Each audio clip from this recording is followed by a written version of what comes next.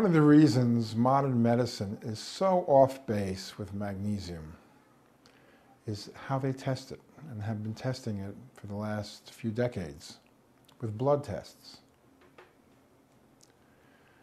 Blood tests do not yield very much information about magnesium. Why? Because the body controls the level of magnesium very rigidly. If the magnesium in the blood drops just a little bit, you're going to have a heart attack.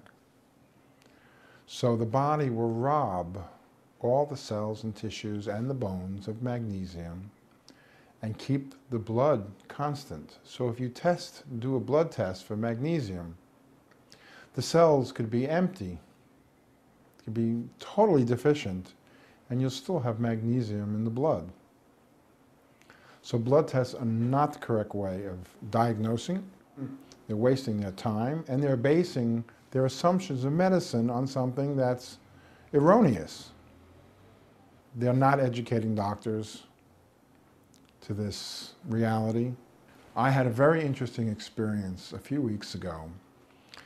My son's doctor, a homeopathic doctor, recommended he go to see a cardiologist. And I noticed that the doctor did not ask one question that would highlight or illuminate the possibility that whatever problem he was having could be from magnesium deficiency.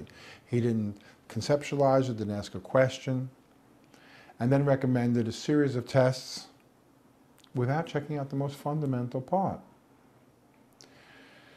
What I say to people is, if you're eating white rice, white bread, or white sugar in any kind of quantity, you don't need a test.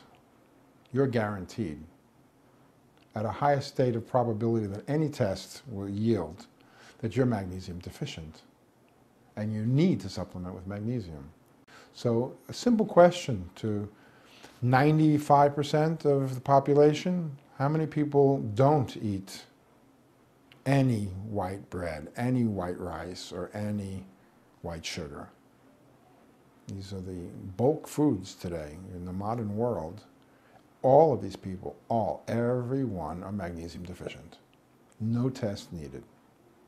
What happens when you're a little bit magnesium deficient? Or why, when people are stressed out, do they go for chocolate? Chocolate is one of the highest food sources of magnesium.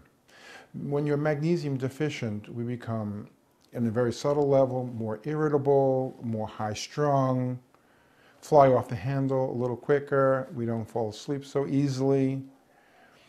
Going into more significant deficiencies, we're talking about depression. Magnesium is one of the primary substances for treating depression. But eating chocolate is not the answer.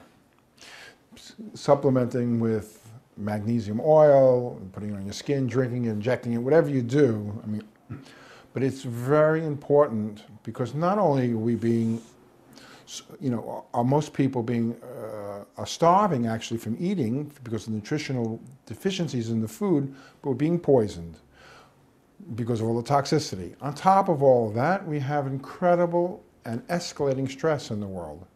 People in the modern world are stressed out, they're running, and they're running their engines of life at high speed to try to keep up with everything, and their children, you name it, and they're deficient in magnesium. And this is a recipe for disaster.